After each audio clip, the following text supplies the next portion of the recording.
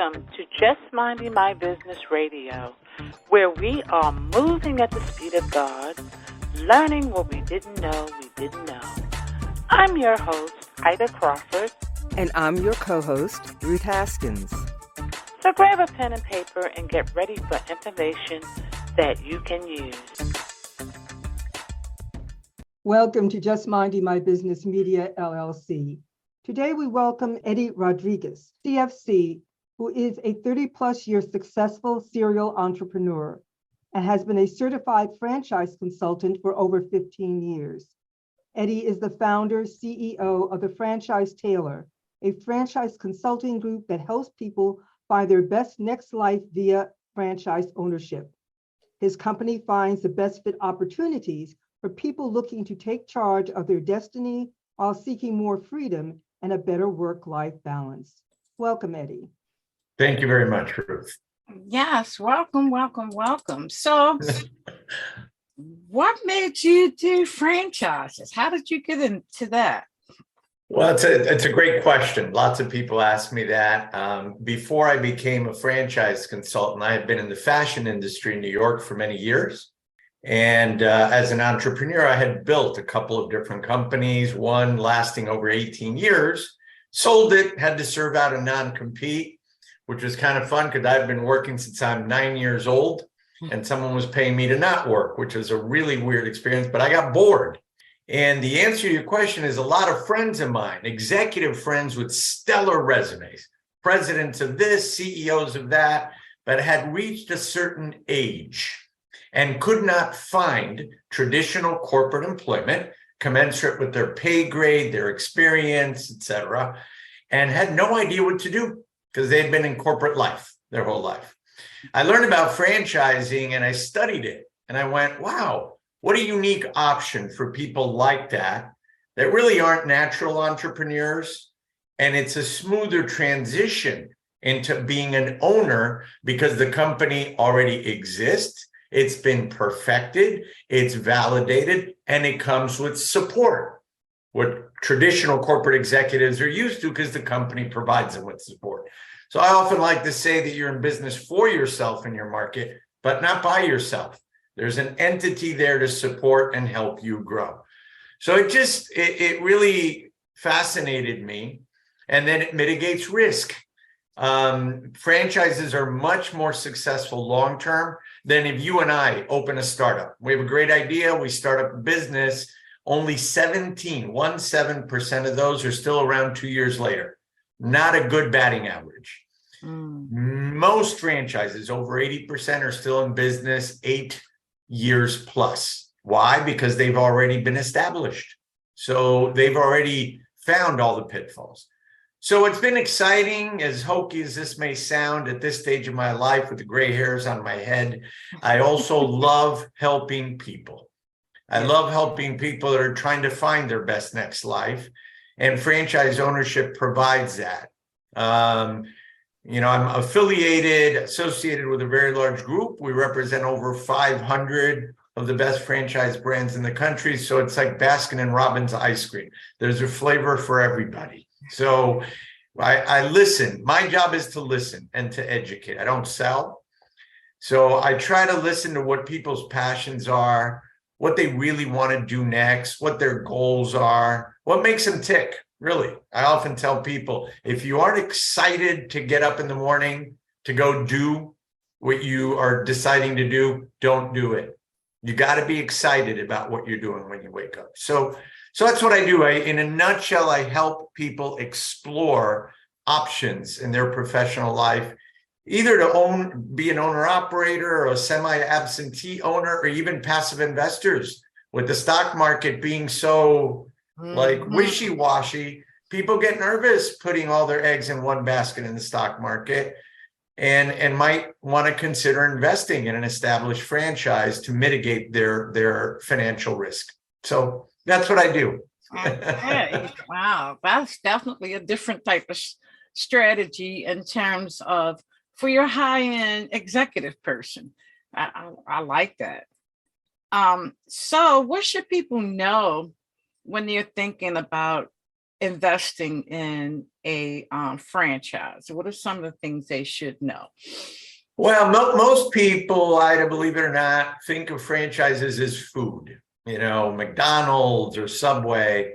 First thing they should know is franchises exist in every industry, including media, any industry you could possibly imagine.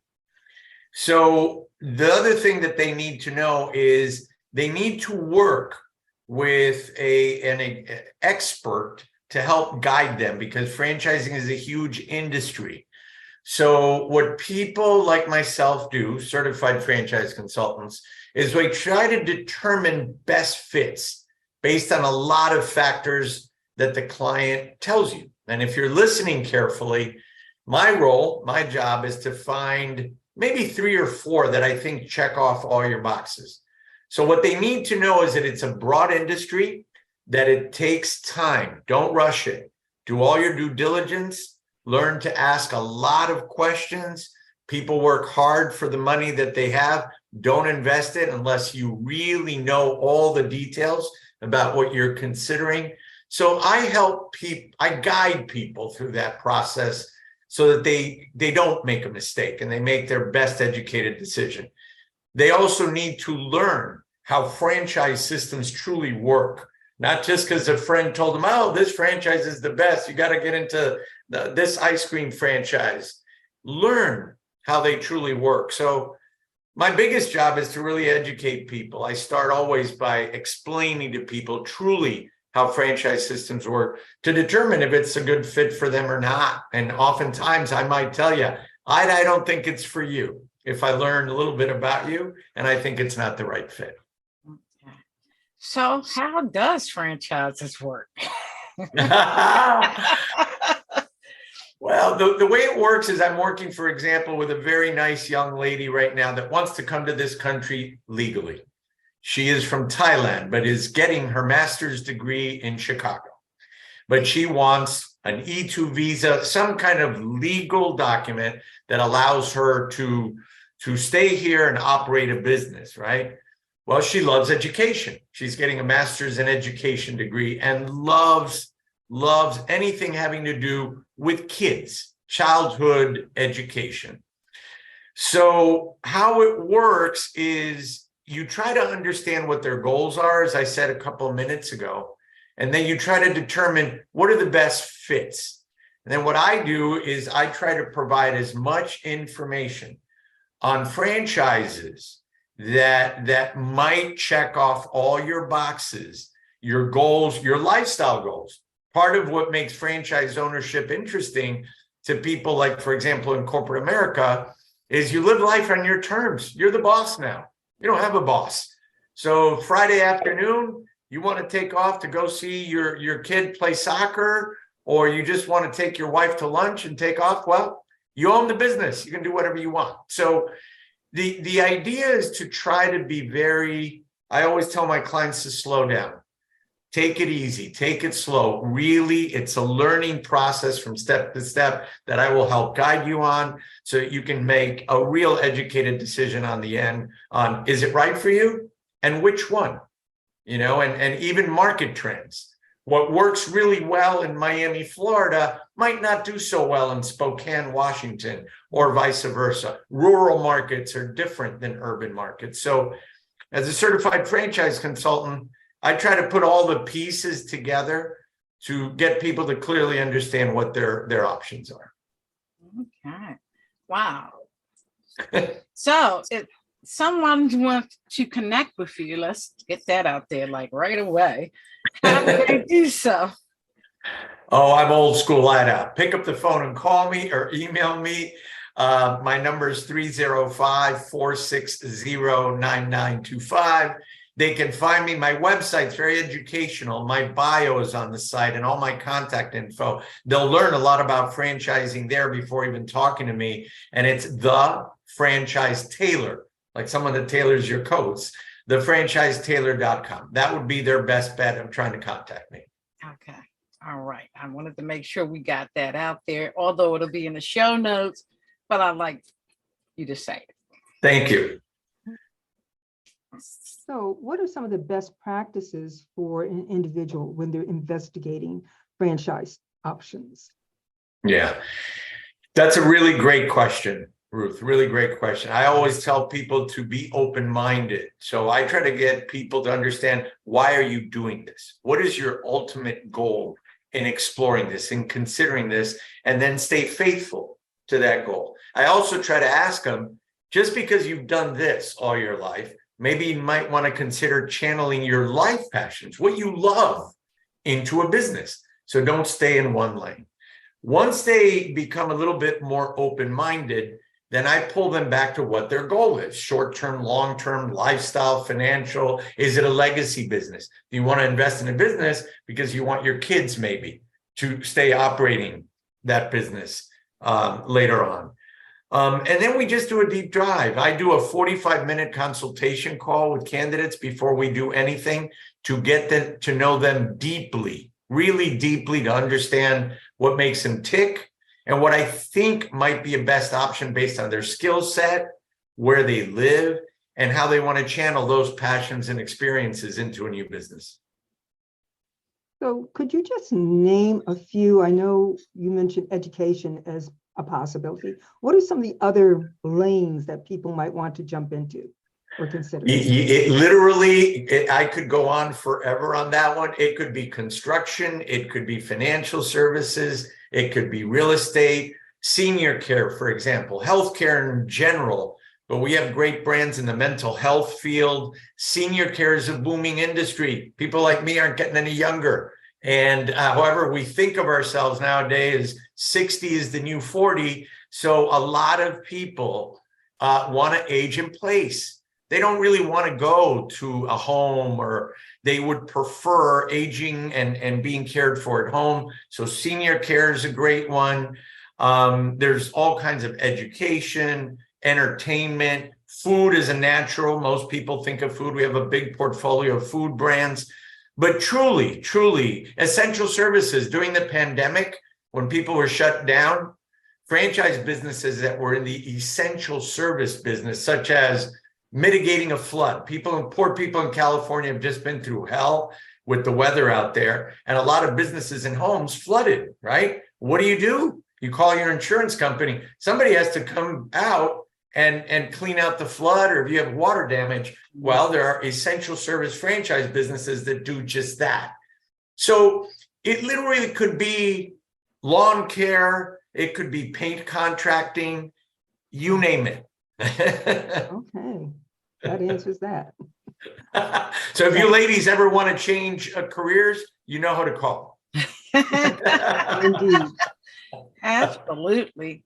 And like you were talking before about the difference between, starting your own business, let's say from scratch, as opposed to getting a franchise. When I think of a franchise, I do think of like McDonald's and places like that. Now, some of your, let's say, not so traditional type franchises, what's typically the low startup costs, for something like that? Yeah. Franchise investing, ownership requires two different investments. The first one is the franchise fee. The franchise fee is what grants you the exclusive right to operate that brand, all its intellectual property, the support, everything in your market. No one can compete with you in your territory, right? Usual franchise fees typically range between $30,000 to $60,000, one-time fee. You own it, you have a 5 or 10-year contract, it's your franchise in your territory. Once you launch your business, whether it's a media business or construction business or whatever that business is, you have operating expenses just like any business. So whether it's an employee or marketing or insurance, or in the case of a McDonald's or one of those people, those are brick and mortar. There, your expenses are greater. So if you want to start up a coffee place or a hamburger place, you have to find the real estate, you have to build it out. There's a kitchen, there's equipment, there's furnishings. So generally on the low side, Ida, a total, I call it turnkey all-in investment between franchise fee and all the operating expenses over a year, will run you a total of maybe $80,000 to $100,000 investment. And franchise funding, by the way, it's easier to finance a franchise business than a startup because they're established. So finding money to borrow to open a franchise, because lenders will go, oh, yeah, this company's registered with the Federal Trade Commission. So it's already established. Lenders feel like you're going to have a better chance to succeed. But we have franchises in the portfolio that'll run you over $2 million. So it depends on what you want. Okay, and that was going to be my next question, funding, and you touched right on it. Okay, yeah, and that would make sense that the funding would be more available because the brand is stable.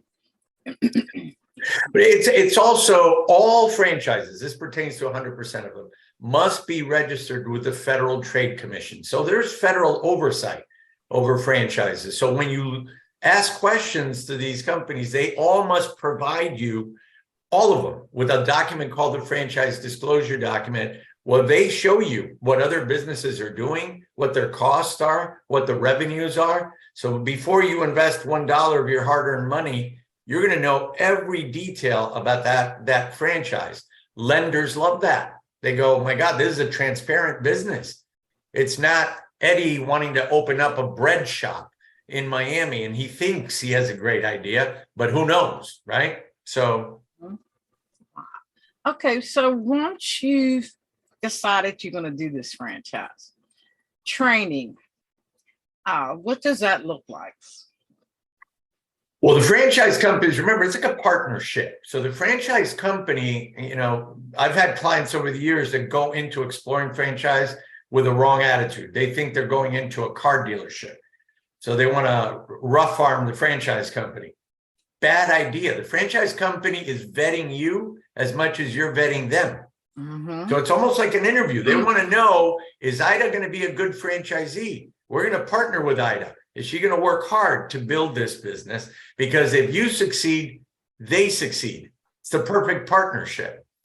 The support part, what I said earlier, one of the things that franchise come with is tremendous support. They have something called onboarding. They will schedule with you once you decide and they decide that you guys are going to partner up, right? Then they go, okay, well, Ida, when do you want to launch your business? Because then we have to schedule training. You're going to come to Charlotte, North Carolina, or Boston, or wherever the company's based, and you're going to spend time with us, and you're going to meet the director of operations, meet the director of marketing, meet your team that's there to support you to help you succeed in your business. So there's tremendous training before you open your business, when you're open, and ongoing, not because they're being so kind, because they succeed and make money if you do. So they invest in their franchisees. Mm-hmm. Okay. Hope that helps answer your question. Yes, it does. Yes, it does. So they're with you the whole walk. Correct. Now, my next question. If you run into, let's say, some issues in your franchise, I can't think of a specific one, but let's say weather did something to your building, which we see a lot of nowadays. Is there support in situations like that? There is, but I want to be clear with any of your listeners that when you open a business in your market, that's your business.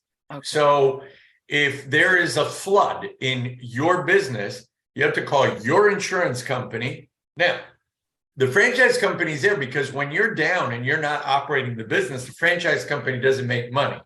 They'll try to help you get back and running, but it's the franchisee's support. I sometimes work with clients and think, oh, when I open my business here in Philadelphia or whatever, I just got to flip the light switch and this thing is going to just make me tons of money. Wrong. You're in business. So if you don't work it well, you won't succeed. It's no different than a typical business. That kind of leads me to what I was going to ask you. What are some of the major mistakes that people who want or think they want to be a franchisee, what are the mistakes that they make? Maybe in attitude or beliefs about that? Great question, Ruth. First of all, I always advise people that are considering exploring franchise to do their homework. Find an experienced, expert, certified franchise consultant. Franchise consultants, I don't charge a fee for working with clients. Our office makes money when I've done my job properly and I introduce you to the right business that you want to invest in, and then that franchise company pays us a referral fee. So the best advice I could give people early on, do your homework.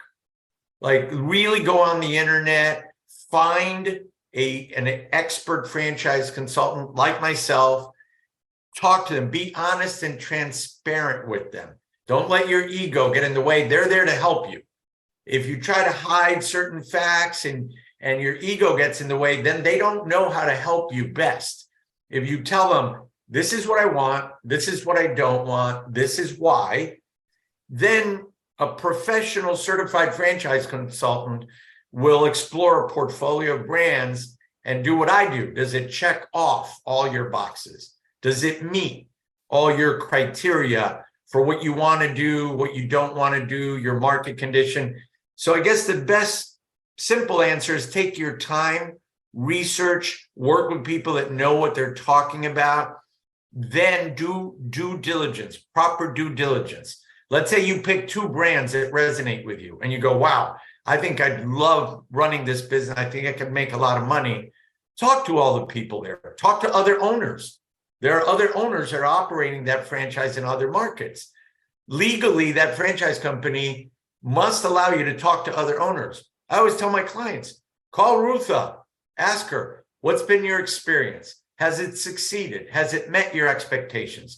Is the company supporting you as advertised? If you have that ability to take your time and really research through all the details of the business, trust me, you'll feel better about whatever decision you'll make. Some clients that I work with sometimes go a little too fast. I always tell them, you're going 95 miles an hour in a 35 mile an hour zone. Relax, take it easy, take your time, do your due diligence. So I hope that helps answer your question. It does. And it leads me to one more simple question. You talk about those who are like yourselves, they're certified, qualified franchise experts. Is there a list that people can go to, or a resource people can go to find a list of, I guess, vetted franchise experts? And I ask that because you're talking about many people who are older. Now, some of them may be past corporate executives, so they have a little savvy, but some of them aren't. And in this world, there are far too many scams. How do you protect yourself, unfortunately, from the franchise expert? Yeah, I would ask them to simply, and I know I work with some of those older people that you're describing. You know, Google is amazing. It's allowed us to research all kinds of things. I would Google certified franchise consultants or professional franchise networks. Networks meaning people that have all these brands. Then really do your homework and find out about those people. I always tell people before I start working with me, go to my web link. There's a biography on me. I'm a member of the Forbes Coaches Council of Coaches globally. Go on my Forbes link, go on my LinkedIn profile. You'll see testimonials. Do your homework.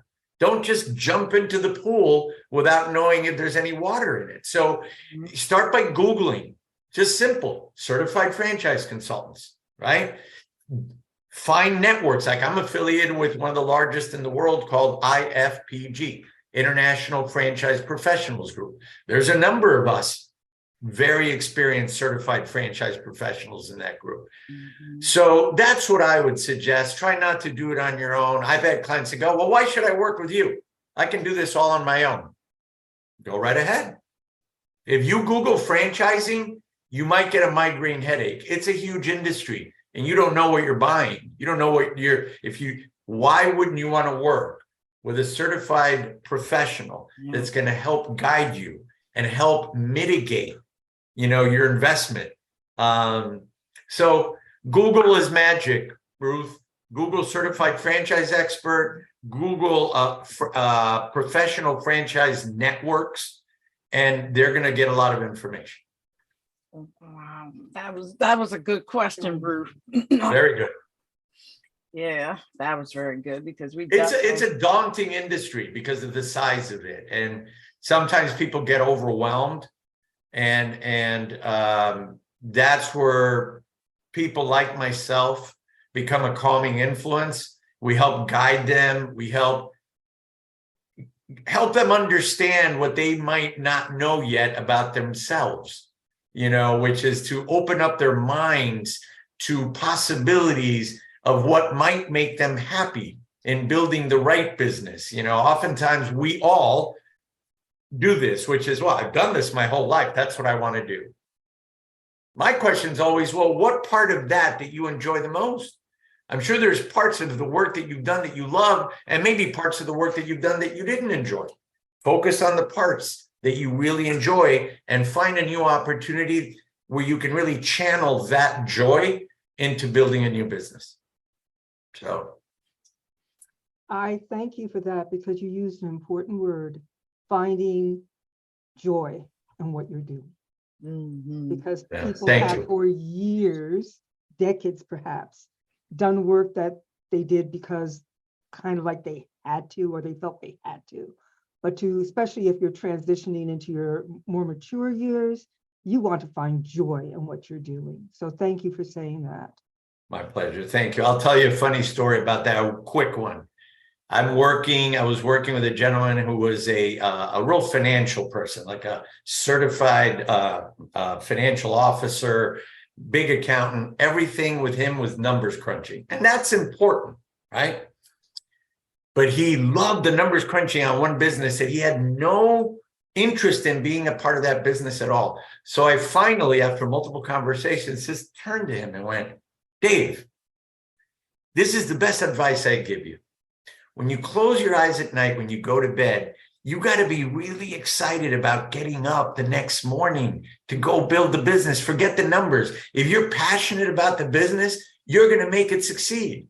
If you don't like it, those numbers aren't going to materialize because you're not going to put your heart and soul in it. And life's too short. We should all strive to do what we're passionate about and what we enjoy doing. So thank you for saying that, Ruth. I appreciate it. Yes, I agree wholeheartedly. So again, how can people reach out to you? I would say Eddie, EDDIE, at thefranchisetailor.com would be a best. And then we could schedule an introductory call. I usually tell people it takes me about 10 to 15 minutes on an intro call to determine if franchising is a viable option for them or not. Sometimes people don't realize that it is an entrepreneurial venture. So you have to invest. I often tell people, if you go to buy a pair of shoes, you got to pay for them. If you go to buy a house, you got to pay for it. If you go to buy a business, same thing. And so it requires an investment. So those intro calls usually are pretty quick to decipher if at least it's a viable option, if it's a reality, if it's something that would work for them or not. But Eddie at thefranchisetailor.com. Okay. And could you repeat the phone number that you used earlier? Sure. It's area code 305-460-9925. Okay. Just want to make sure we had it right. Thank you, Ida. It was my pleasure. You guys made it easy. You asked some really good questions, and I hope that I was good at answering them and educated people to know what franchise really is about. Not just McDonald's, boys and girls. There's a lot of different brands out there. Absolutely. Thank you so much, Eddie. Yeah, we're looking forward to doing this again. Thank you very much, Ida and Ruth. Good luck to you guys. Thank you. Bye-bye. Bye-bye. Thank you for tuning in to Just Minding My Business Radio. I'm your host, Ida Crawford. And I'm your co-host, Ruth Haskins. We hope you enjoyed the show and appreciate you stopping by. Many blessings to you and yours.